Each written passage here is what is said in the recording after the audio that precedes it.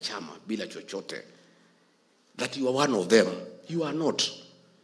And you don't know them, you don't understand them. Akaenda akatafuta hii kijana ya Kikuyu na hii mjumbe hapa Laikipia. Mimi wachana na hiyo mtu, wewe ulijilete mlima. Don't accept blackmail. Hii mlima haina shida. Hii mlima haina haja na kiongozi wako, na haja na kiti. Hata ukinyang'anya huyu, bora upatie mtu ya mlima, hakuna shida. Wiki 2-3 atasaulika. Mimi nikaambia rais, wewe unasikiza hii mtoto. Hii ni kijana mdogo ya Sedaraka. Haelewi hii watu ya mlima, mimi ni mzee. Hii watu ya mlima ni kama gari ya Eastleigh. Akaniuliza, gari ya Eastleigh ni kusema nini? Akamwambia gari ya Eastleigh ukiingilia pale Koja Mosque inakuwa namba 9. Unateremka Globe Roundabout namba 9. Unapanda pale Gara namba 9.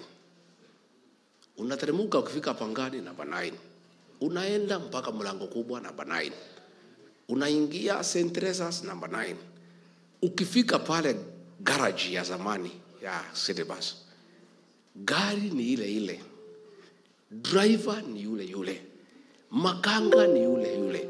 Ile namba 9 inabadilishwa namna hii, inakuwa namba 6. Angalia. Nikamwambia, wewe William Ruto, hii mlima ukiendelea na vile mimi naona ukiendelea, itakuwa kama gari ya Eastleigh. Na hiyo namba ikishabiduliwa, kabla safari ifike ibadilishwe tena pale Asikoja, pale Commercial, utakuwa one time. Because hii safari between garage ya Eastleigh na Commercial, miaka 5 itakuwa imefanya nini? Haitakuwa imerudi namba 9. Imefanyika haijafanyika? William Ruto, you have lost the mountain. Let me advise you today for free. Forget about this mountain. If you want to be re-elected, if you have any plan for re-election, in your formula, in your mathematics, remove the mountain. It's gone and gone and gone forever.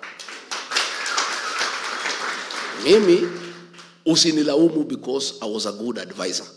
Hata kama unanitukana, unasema niko na panganga, unasema ni mkabila, unasema sina plan, at least I gave you good advice. For Kenya, I may not be confident I advise you correctly, but for the mountain, I gave you good advice. You ignored. Sasa umeenda jana, nimeambiwa na watu yako, unapigia kila mtu kelele. Ni stress. Ile ulitoka nayo Meru. Hata leo umesema uende kanisa. Sasa, I want to promise you, William Ruto, today, even if you spend 100 billion in this mountain, even if unalipa vijana watufugie barabara, hata ukitukataza kwenda makanisani, hata ukifanya nini, this mountain is gone and gone for good. Because, and you remember I told you in Sagana State Lodge, I told you, nikiwa na watu 5,000, waziri alikuweko, hao viongozi walikuweko, nikakwambia, hao watu mlima ni watu wazuri, but they hate betrayal. Betrayal is a taboo. It is an abomination. And once it has taken place, there is no remedy. And it is never forgiven. These people can never forgive you. So wewe, uliambiwa na Nurdin Haji, your advisor, that hata ukipoteza mlima, ukipata Raila, you don't need the mountain. So wewe, kaa na hiyo mzee ya kitendawili. Na wewe umesema uko na experience ya 35 years. I think we overrated William Ruto, Linturi. This guy is not as sharp and smart as we thought. Yeye amepoteza kura milioni 4 akifuata kura milioni 1. Na anasema ati yako na umaarufu ya 35 years. Amewacha ile kitu alikuwa ameshika kwa mkono akifuata ile yuko mstuni. And then he is saying he has a lot of experience. I may not be very experienced myself, but I know leaving 4 or 5 million votes for 1 million is not political wisdom. It cannot be political wisdom. So, please, don't blame me. I am not the cause of your problems in the mountain. You betrayed the mountain people. You misused them. You humiliated them. You persecuted them.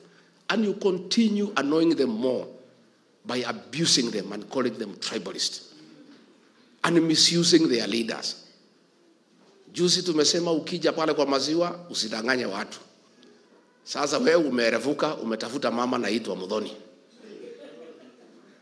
Unajua hii wabunge wetu wametumika vibaya sana na William Ruto.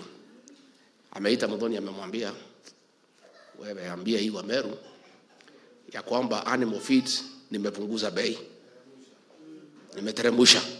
Na huyu Muthoni ni mkulima na anajua haijateremuka, lakini kwa sababu huyu wabunge wetu wamebewa akili na William Ruto, whatever anaambia wafanye ndio